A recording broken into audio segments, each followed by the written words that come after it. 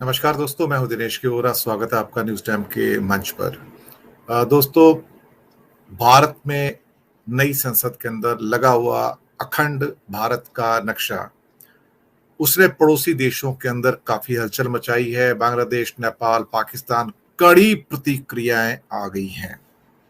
लेकिन अब नेपाल एक कदम आगे बढ़ गया है। अब नेपाल ने अपना अखंड नेपाल का नक्शा लगा दिया है, यानी कि ग्रेटर नेपाल का नक्शा लगा दिया है। खास तौर से काठमांडू के अंदर उनके मेयर के ऑफिस में लग गया है।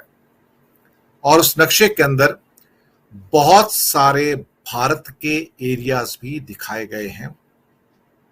इसमें सिक्किम भी है, बिहार का हिस्सा भी है, गढ़वाल कुमाऊं भी है, यानी कि उत्तराखंड है। इसके साथ ही हिमाचल का भी एक बड़ा पार्ट उसके अंदर है। आप कहोगे ये कैसा? नेपाल का जो डिवीजन हुआ था वो ब्रिटिश वार के टाइम में हुआ था, और जहां पर नेपाल का एक बड़ा हिस्सा नेपाल से अलग कर दिया गया था। उस हिस्सों के अंदर आपके गढ़वाल और कुमाऊं एरिया भी आते थे, तो दे वर सेपरेटेड।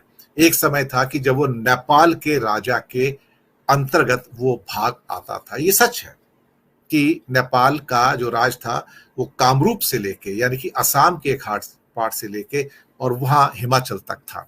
ये ग्रेटर नेपाल था। अब ये नक्शा लगा दिया गया है मेयर के ऑफिस में। This is a tit for tat. अब चलिए नक्शा देख लेते हैं। ये है नक्शा। इसमें आप देखेंगे कि इसका नाम रखा गया है ग्रेटर नेपाल। जो नीला हिस्सा है वो अभी का नेपाल है। इसके अलावा सिक्किम को नेपाल का हिस्सा बताया गया है, जो लाल रंग के अंदर है। नीचे बिहार का एक हिस्सा दिखाया गया है। शायद इसमें मुझे लगता है उत्तर प्रदेश का भी छोटा सा एक हिस्सा है जो उनके अंडर में है। गढ़वाल और कुमाऊं यानी कि उत्तराखंड, और एक हिस्सा हिमाचल प्रदेश का भी दिखाया गया है।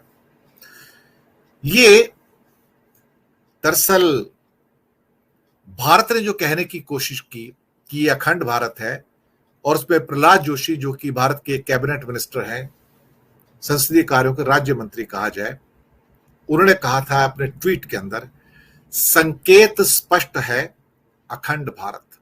जो शब्द लिखे क्या है? संकेत स्पष्ट है अखंड भारत।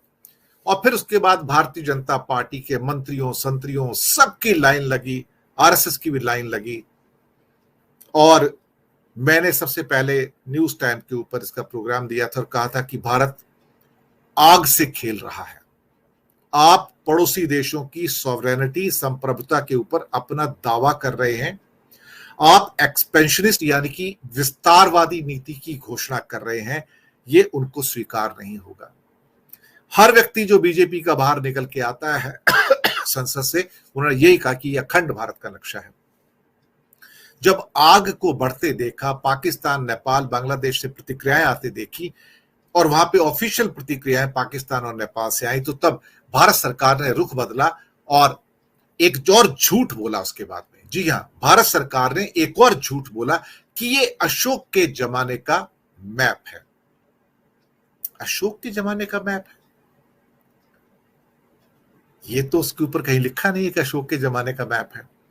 क्योंकि भारतीय जनता पार्टी के तो सभी लोगों ने सामने आके, क्योंकि विपक्ष तो वहां था नहीं, बायकॉट किया था, उन्होंने लिखा था ये तो अखंड भारत का नक्शा है, और उन्होंने अपने ट्वीट भी दिए इसके ऊपर। तो कौन उसके ऊपर अस्वीकार करेगा कि यह अखंड भारत नहीं था? और बाद में अपने आप को, इस झूठ को सत्य साबित करने के लिए, ताकि हमारी पोजीशन और एम्बेरेसिंग ना हो जाए, उन्होंने उसको अशोक के साम्राज्य का नक्शा बनाना शुरू किया। वो भी गलत है, मैं आपको बताऊं। अशोक का साम्राज्य इतना नहीं था जो दिखाया जा रहा है उसके अंदर। जहां पर अशोक के साम्राज्य की सीमाएं हैं, इसमें सीमाएं कहीं दिखाई नहीं गई हैं। और उसमें साउथ के बहुत सारे हिस्से थे जो अशोक के साम्राज्य में उस समय नहीं थे। लेकिन यहां पर दिखाने की कोशिश की गई कि अशोक के साम्राज्य में अफगानिस्तान से लेके और आगे पता नहीं कहां तक, थाईलैंड तक उनका लैंड था। ये तो म्यांमार और थाईलैंड के आगे चले जाते हैं। तो अशोक के साम्राज्य में म्यांमार और थाईलैंड कहां थे? यही झूठ है इनका, यही प्रपंच है इनका, यही इस सरकार का असली झूठ सामने आता है। क्योंकि अखंड भारत के नक्शे के अंदर थाईलैंड का हिस्सा भी आता है, म्यांमार पूरा आता है। श्रीलंका भी आता है। तो ये मैं कहने की कोशिश कर रहा था। जवाब मिलता है नेपाल से। अब नेपाल के मेयर ने नक्शा टांग दिया साहब, ग्रेटर नेपाल। ये तो झूठ बोल रहे हैं कि अशोक का नक्शा उसको अपने बचाने के चक्कर में, लेकिन नेपाल ने कोई झूठ नहीं बोला। नेपाल का झंडा लिखा है और लिखा ऊपर ये ग्रेटर नेपाल है। नीला हिस्सा हमारे पास है, लेकिन लाल हिस्सा उसको हमें वापस पाना है, क्योंकि ये हमारे हिस्से थे। अब भारत सरकार क्या कहेगी? भारत सरकार ने झूठ बोला ना, ये अशोक का है, ये अखंड भारत नहीं है। लेकिन भारतीय जनता पार्टी के सभी नेताओं ने कहा अखंड भारत है, ट्वीट भी किए, रिएक्शन भी आई, अखबारों में निकला अखंड भारत है। सही बात थी। पाकिस्तान को क्या पता लगता था ये अखंड भारत है?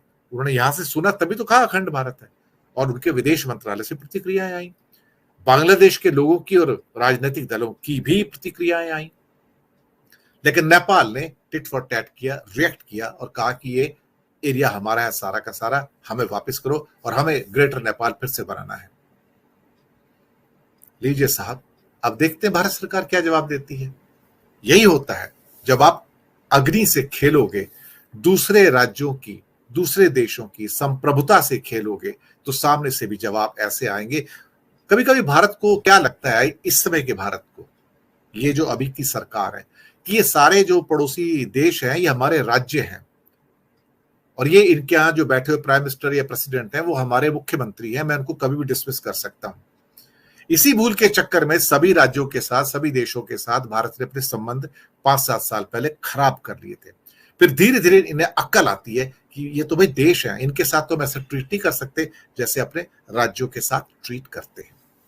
ये कहानी है सारी की सारी एक किस्म से एरोगेंस की, अहंकार की, और पड़ोसी देशों से अपने संबंधों को खराब करने की। धन्यवाद दोस्तों, हमारे साथ बने रहने का। फीडबैक दीजिएगा। न्यूज टाइम एसटीएस न्यूज को सब्सक्राइब करना बिल्कुल मत भूलिएगा, और हाँ, बेल आइकन जरूर दबाइएगा ताकि जैसे ही नए एपिसोड आते हैं तुरंत आप तक पहुंच जाए। शुक्रिया।